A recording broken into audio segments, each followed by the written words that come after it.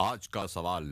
ایک media scholar کا کہنا ہے قل انما حرم ربی الفواحش سورہ اعراف کی آیت نمبر 31 اور 32 میں ہے۔ ان کی اس قرآنی ریسرچ و تحقیق اور قرآنی مطالعے کی بابت آپ کی کیا رائے ہے؟ اللہ تعالیٰ نے اس سوال کا جواب قرآن مجید میں نہایت وضاحت کے ساتھ بالکل کیٹیگوریکل طریقے سے دے دیا ہے، اور یہ بتا دیا ہے سورہ اعراف کی آیت 31-32 میں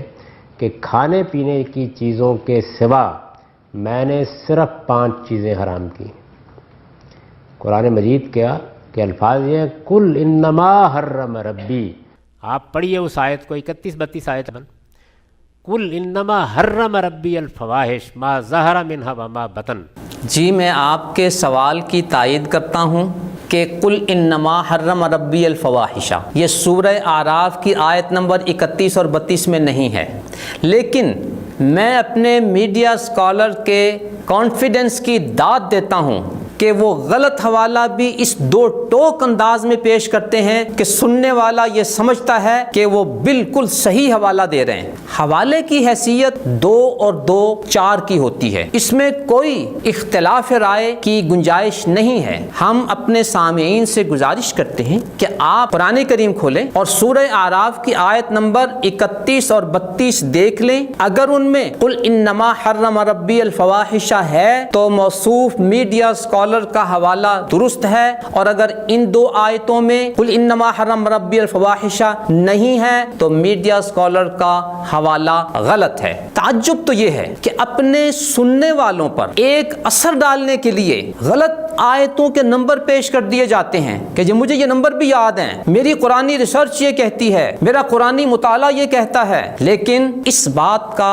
خیال نہیں ہوتا کیا میں آیتوں کا حوالہ درست بھی دے رہا ہوں یا نہیں۔ دوسرا سوال کہ جس طرح موصوف میڈیا اسکالر آیتوں کا غلط حوالہ اس 2 ٹوک انداز میں بڑے کانفیڈنس سے بیان کر رہے ہیں، وہ اپنے غلط افکار و نظریات کو بھی اسی 2 ٹوک اور کانفیڈنس کے انداز میں بیان کر رہے ہوتے ہیں کہ میں بالکل صحیح بات کر رہا ہوں، اس کے علاوہ اور کوئی بات صحیح اور درست نہیں ہے۔ سننے والا ان کے اس انداز سے متاثر ہو جاتا ہے، لیکن حقیقت کی تہ تک پہنچنا یہ ہر آدمی کے بس کی بات نہیں ہوتی، اور موصوف میڈیا اسکالر اپنے اس انداز اور لوگوں کی سادگی سے فائدہ اٹھاتے ہوئے اپنے افکار و نظریات لوگوں پر مسلط کرنے میں کامیاب رہتے ہیں۔ جی محترم سامعین، جس طرح ہمارے موصوف میڈیا اسکالر آیتوں کا غلط حوالہ بڑے 2 ٹوک انداز میں اور بڑے کانفیڈنس سے بیان کرتے ہیں،